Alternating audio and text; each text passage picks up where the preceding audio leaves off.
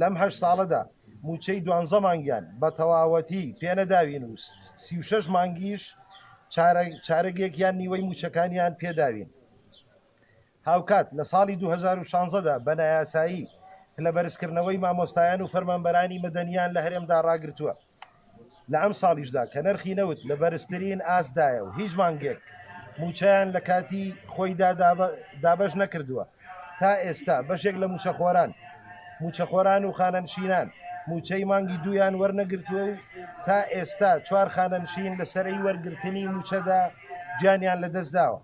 لەبەر ئەوە سکاڵای خۆمانتان ئاراستە دەکەین تا چارەسەرێکی ڕیشەی بۆ کێشەی موچە و بژێوی هاوڵاتیانی هەرێم بدۆزنەوە کە لە ڕوانگەی ئێمەوە تەنها چارەسەر ئەوەیە حکوومەتی عێراقی ڕاستەوخۆ موچەی هاوڵاتیانی هەرێم دابەش بکات و وردبینی ورد لە داهاتی نەوتی هەرێم و تاڵە گومرگیەکان و داهاتی ناوخۆدا بکات بۆ ئەوەی دڵنیا بێت کە داهاتی هەرێم لە خزمەتی هاوڵاتیاندا خەرج دەکرێ و چیتر ڕێگە نەدرێت دوو بنەماڵە یاری بە موچە و بژێوی هاوڵاتیانەوە بکەن.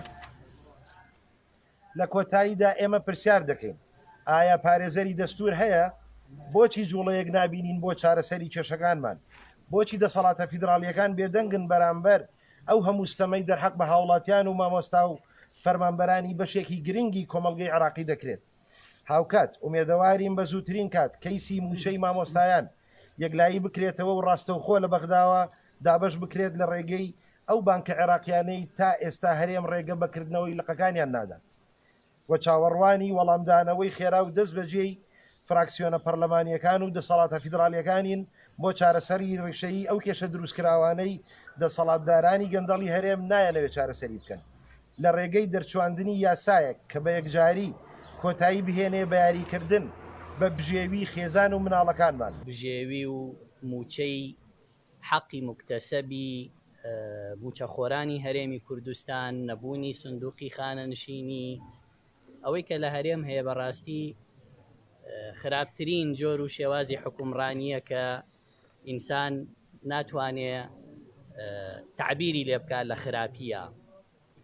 عێراق بەو دۆخەی کە پیاە تێدەپەڕێ دۆخێکی ناجێگیر و ململانەیەکی زۆر لەسەر پشک و پۆست و ڕێگنەکەوتن لەسەر سەرۆکی کۆمار و سەرۆکی وەزیران و پێگەێنانی حکوومەت دوای هەڵبژاردننی دەیدا، بەڵام هێشتا دامەزراوەکانی حکومڕانی لە عێراق کاری خۆیانەکەن و لە دۆخی خراپی داراییە کە نرخ بەرز دەبێتەوە حکوومەت هەوڵەدا بژێوی خەڵک باشتر بکە لە ڕێی ئەو بیتاقە تەمینیەی کە مەوادەکانی زیاد کردووە، لە ڕێی داخڵکردنی 200,000 خێزانی تر بۆ ڕعایەی ئیجتیماعی، لە ڕێی پێدانی هاوکاریەکی یەکجارە بە 100,000 بۆ هەموو ئەو موچەخۆرانەی کە لە 1.5 ملیۆن موچەیان کەمترە.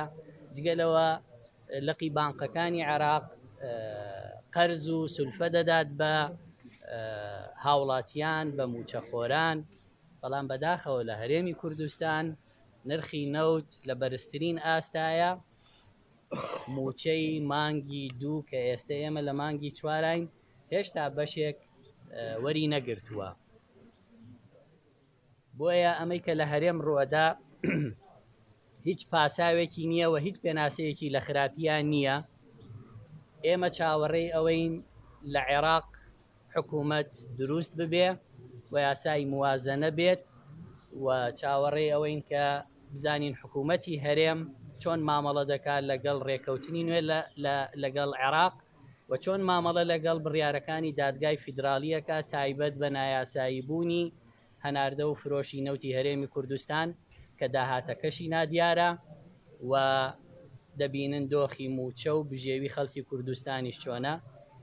ئەمەی کە یاداشتی مامۆستایانی بەڕێزە هەموو ناوەندەکانی عێراق، هەموو دەسەڵاتەکانی عێراق و هەموو کوتلەکانی عێراق دەزانن چی لە هەرێمی کوردستان دەگوزەرێ و دەزانن دۆخی موچە و موچەخۆران چۆنە.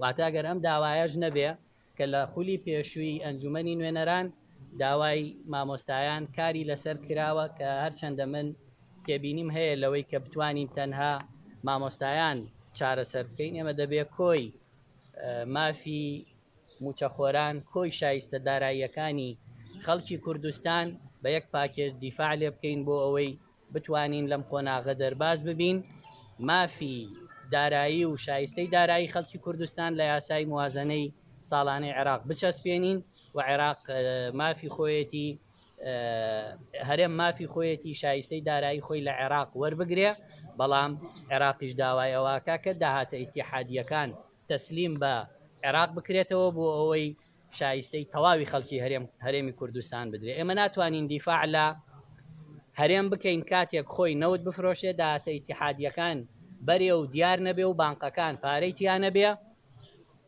و داواش بکە عێراق دەبێ بەشە بودجەی هەرێم بنێرێ. ئێمە دیفاع لەواکەین داهاتە ئیتیحادیەکان بە شەفافی تەسلیم بکرێ و تەواوی شایستەی دارایی هەرێم بێ کە ئەو کاتە ساڵانە ئێمە بڕی 14 ملیار دۆلارمان لە بەغداوە بۆ دێ. ئەوەی کە ئەمەی تێکدا بۆ ئەوە بوو کە هەرێم بەم دۆخە بگەینێ. ئێمە دیفاع لەواکەین کە ڕێکەوتنێکی نوێ لە حکوومەتی نوێی عێراق لەگەڵ هەرێما بکرێت.